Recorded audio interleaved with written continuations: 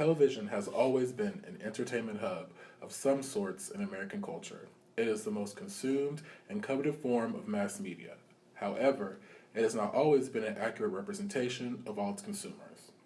Even in the current year of 2015, where gay marriage has been legalized and we also have our first non white president of color, Barack Obama, we still cannot have accurate representations of the marginalized cultures that have made up the bulk of our society's population.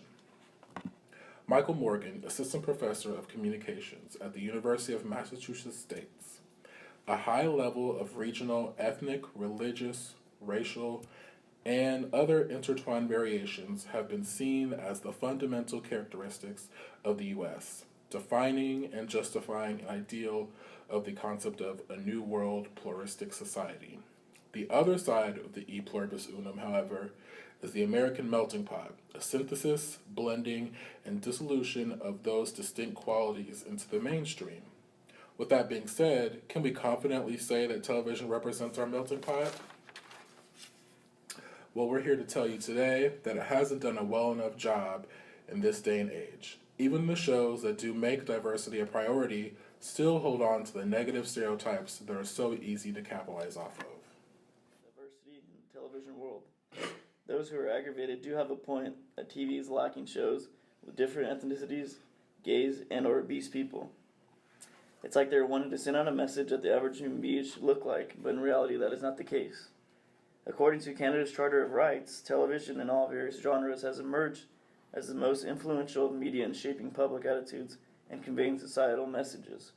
It has replaced the print media, as the primary source of information, as well as being the primary source of entertainment and storytelling. It also plays a vital role in shaping our attitudes and developing and fostering ideas relating to the creation of inclusive societies. Some examples of shows that are diverse are Orange is the New Black and Grey's Anatomy. One show that lacks diversity only recently is SNL. Saturday Night Live was being criticized by not hiring female black comedians. The last black female comedian was Maya Rudolph in 2007, but left the show later that year. SNL has hired actress Kerry Washington to host the show and ended up being very successful. This opened the door to allow the option of holding auditions for black female comedians in the industry. One effect of the lack of diversity in body types on network TV is that it may be a factor in eating disorders such as anorexia and bulimia, according to Sylvia White, Sandra Ginsburg, and N.J. Brown in their content analysis of the diversity of body types in network television programming. Showing mostly people with nearly perfect bodies sets an unrealistic standard of attractiveness for both men and women. Some of the people that are idealized for their bodies spend obscene amounts of time crafting them because that is essentially their livelihood. Some people cannot reach that level of physical fitness and should not try. Another effect is that women feel that a loose or large part of their worth is based on their physical appearance. In his paper, Gender and Race Portrayals on Spanish Language Television, Rocio Rivadeneira talks about how in English language TV there are 2 to 3 males per female and how women are more likely to have their looks be focused on than men. He also discusses how women on TV are much less likely to be shown with gray hair than a man, which indicates that it is more acceptable for a man to show his age than a woman. Lastly, the lack of diversity on TV perpetuates stereotypes by typecasting underrepresented minorities into a small collection of stereotypical roles. This just feeds into the pre-existing stereotypes and makes them more ingrained in our culture, which makes them harder to ultimately get rid of. We have all seen the sassy black woman, the academically inclined Asian guy, and the gangbanger Latino in the lowrider. These are all stereotypes we are familiar with and see them often. They are not universally true for these ethnicities, and people of all ethnicities are all of these things, yet these stereotypes are continually shown on TV. In conclusion, television can't be perfect. They can't please everyone with casting.